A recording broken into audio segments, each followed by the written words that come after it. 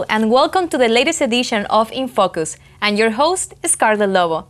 Today, we're sitting down with Henoc Preciado from the Dreamers Resource Center to discuss Hispanic Heritage Month and a very hot topic right now in the United States, the Referral Action of Childhood Arrivals Program, better known as DACA. Thank you for joining us today, Henoc. Of course, thank you for having me. Yes, first, we would like to hear about you. So, could you please tell us about yourself? Sure, about myself. Yes. So I currently serve as a coordinator of the Titan Dreamers Resource Center, and it's been a really exciting role because Cal State Fullerton back in 2014 became the very first Cal State that established a resource center specifically to support our undocumented students, our dreamers. So I've been in this role since July of 2014. I grew up in Anaheim, I live in Orange County, and I'm a proud alum of Cal State Fullerton. I graduated a couple years ago with my bachelor's degree in English. Yeah. Oh, that's great. Yeah. That's awesome. So, wow, so could you please tell us about the Dreamers Resource Center? Yeah, so I mean, a little more. The Dreamers Resource Center, as I said, it's the first in the Cal State system. And we are staffed by a full-time coordinator, a graduate assistant, and 5 student leads who really help us provide the services and support that we do on a regular basis. For example, we help students complete the California DREAM Act application for financial aid so that they become considered for financial aid.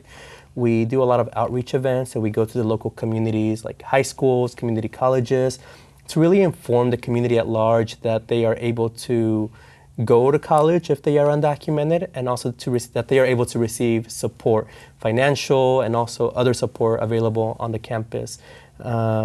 We do immigration clinics where we bring in licensed immigration attorneys on a weekly basis to meet with our undocumented students and their family members to see if there's any pathways for residency for themselves. I think now more than ever we are encouraging all of our students to really speak with licensed immigration attorneys so that they protect themselves and their family members or their loved ones as best they can. And at the end of the year, we celebrate all of this with a really beautiful Dreamers graduation ceremony that we host for all of our graduating Dreamers who participate, and also to honor their loved ones. Yeah, I remember last year you guys were giving away those nice purple stools. Yeah, the sashes, right? Yeah, the stools. They yes. say Dreamer on one side and they have the university emblem on the other. Yes, super nice. I have been in the Dreamers Resource Center and it's a great place. I see students getting together. They are very close to each other, and that's awesome what you guys do. Well, good. I'm glad you feel comfortable coming into the space. Yes, of course, of course. So October is Hispanic Heritage Month, and do you think this is something important? If so, do you think it's something we need to highlight? Yeah, and you know, we've been fortunate that President Garcia and a lot of our campus leadership has been so supportive of supporting our undocumented students on campus. At the President's Hispanic Heritage Month opening reception a couple of weeks ago, President Garcia hosted Cesar Vargas, who became the very first open undocumented lawyer in New York State. And so Cesar Vargas was able to speak about his experiences growing up and also the challenges that he experienced trying to attain a higher education, right, and trying to become a lawyer. And so from the very beginning of the Heritage Month, we have seen this I guess, highlight of the undocumented community as a whole. And I think considering the communities that we serve, the communities that surround us, oftentimes with high populations of immigrants, and the students who we serve, right, who they themselves might be undocumented, or they themselves might be immigrants, or they might have mixed status family members who are undocumented or not undocumented. I think that the issue of DACA and what is currently happening across the country be highlighted because it is impacting a lot of people. Yeah, so you think the school is doing a good job supporting these students? Oh, absolutely. I think for many decades, right? I mean, the fact that we have a Dreamers Resource Center, this was the work and advocacy of faculty, of staff, of students, of administrators.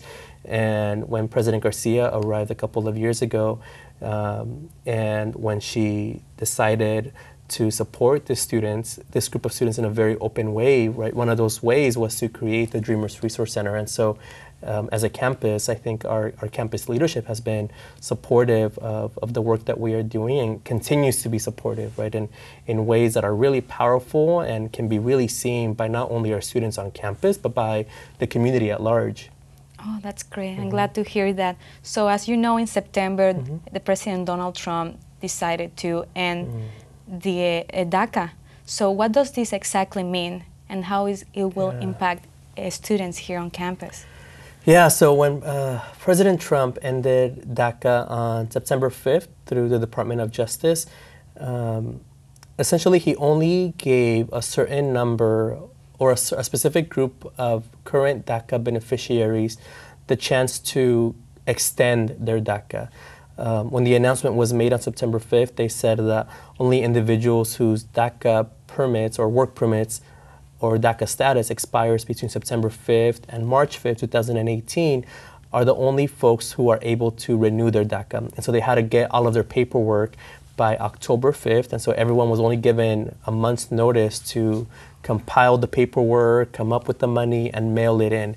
And so unfortunately, of the close to 800,000 DACA individuals across the country, only less than 200,000, and I believe the figure is closer to 150,000, were able to renew.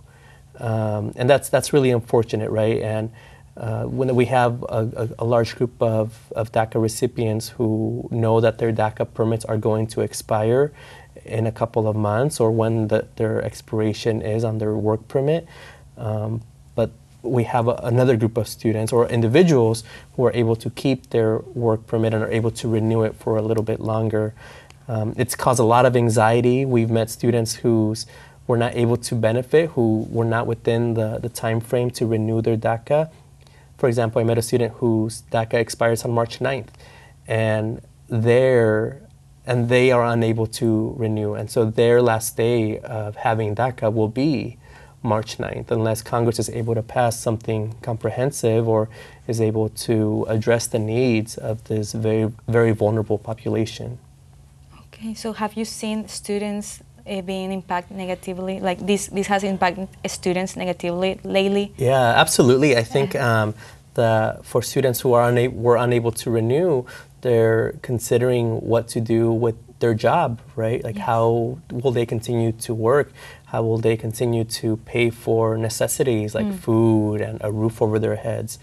And you mentioned they have been very stressed, right? Lately, yeah, it's you have noticed that at the absolutely. It's caused a lot of stress and anxiety, and on a weekly basis, we work with our counseling and psychological services office to bring in a liaison into the Dreamers Resource Center to provide like a healing circle where students are able to talk about some of their challenges, some of their frustrations and anxieties, and our liaison is able to help them navigate through that. And I think it's not only impacting our students, but it is also impacting family members, relatives, parents who worry about their young children and their students who are in college, right, who have been positively impacted by this program for so many years, and to know that it's coming to an end and it will be ending for a large group of them, it's scary, right? It's sad. And so it's, again, not only impacting the students themselves, but the people around them who love them and care for them and want the very best for them as well. So do you think another type of act is going to come out? The government is going to issue something else? Do you think? We hope so. I think, across the country, I know that a lot of immigrant rights organizations are coming out and are trying to push our elected officials to pass a Clean Dream Act or comprehensive immigration reform to address the needs of these folks who have received DACA for the past couple of years, but also to address the needs of the larger undocumented community, right? Not every undocumented person in America, unfortunately, qualifies for DACA, and so any reform that happens should address everyone, right? Should have a clear pathway for residency and should help more than just the 800,000 people. Okay, well, hopefully something's gonna happen. What type of resources do they have? Do these people have? Do they have resources like outside also of campus they can go to? Could you please mention some of them? Yeah, I think right now a big need is really mental health, right? Supporting undocumented family members with mental health. And so there are a lot of organizations in the community that are connecting individuals and family members who maybe are not college students to mental health organizations that are able to provide these services at a low cost or for free. There's also also a lot of organizations and consulates that are helping folks get connected with licensed immigration attorneys so that, again, they explore any pathways for residency that exists for them. There's food shelter, or there's home shelters, right? There's food pantries, any type of aid that can be needed by just a non-undocumented person are things that undocumented folks also need. And so there's lots of support that's being given in the community, and we do our best through our weekly newsletter to inform our students about these resources so that they can share so that they can use them for themselves, but also so that they can share them with their loved ones. Okay, that's good. Is this going to stop students from applying for scholarships? This is going to be a problem. They cannot apply more for scholarships, or no? Yeah, thank you for asking. I think that's been a common misconception, right? That with the elimination of DACA, students' ability to enroll in colleges in California is not contingent on the existence of DACA. So students do not need DACA to come to Cal State Fullerton, or to pay in-state tuition, or to receive financial aid. The state of California, our elected officials have done their part in passing bills and legislative actions that support the undocumented community at large and support undocumented students. And so colleges have taken it upon themselves to continue this work, right? And one thing that is really important for all of us to remember and to emphasize to all of our students is that without DACA, they can still come to college. Without DACA, they can still receive the benefits of being a college student. And so it's our role to ensure that this message gets out there, right? Because I believe that for the most part, our college students may know that they don't need DACA to be here, but I worry about prospective students who are in high school who are thinking about going to college. We don't want this news about DACA ending to prevent them from enrolling. Okay, so DACA is going to... So people under DACA won't be able to work. That will be the main thing. It's not they can keep going to school, they can enroll, they can apply for scholarships, but they won't be able to work. Yeah, that's so the biggest thing. DACA, one of the biggest benefits, right, is that it allowed individuals the legal ability to work, and without it, folks will unfortunately not be able to legally work anymore. Okay, what's another misconception people have about DACA and about Donald Trump ending it? Yeah, I think from the beginning, a misconception about DACA has been that it's residency or it's citizenship or it leads to citizenship, and that is not the case, right? During the program's existence, individuals had to apply and renew DACA every 2 years, had to pay the fee, had to go through an extensive background check for it. And it doesn't, and it will not, currently, right, it doesn't lead towards residency or citizenship for individuals. And I think that's been the biggest misconception, that when folks got DACA, that they were okay and that they didn't have to worry anymore. Like, no, they did, right? And I think now more so, right, because DACA has ended. And again, only a certain group of the population who benefited from it were able to renew and will be able to keep it for an additional 2 years. So this is a very strict program. People have to go through a long process in order to be part of this? The process normally, from when someone applies to when they receive it, takes about 3 to 5 months on average. And it is exclusive. It's an exclusive program in that from the beginning you had to meet certain requirements. You had to be in the U.S. at a certain time. You must not have a criminal record. The list goes on and on and on. And so not everyone, again, of the 11 plus million undocumented people in America, not everyone was able to benefit from DACA when it was first created in 2012. Okay. Who were those people who were not benefited? The ones that had the criminal records? And mostly a lot of people who were over the age of 31. DACA, it had an age restriction, an age limit, and so to benefit when it was first created, you had to be under the age of 31. And so that excluded a whole group of the population. Okay. Is there anything else you would like to add about DACA, about the resource center here, the Dreamers Resource Center? I think just credit to our university, right, for leading the way amongst all the 23 Cal States in the system to support students in a very public way and support this very vulnerable population of students.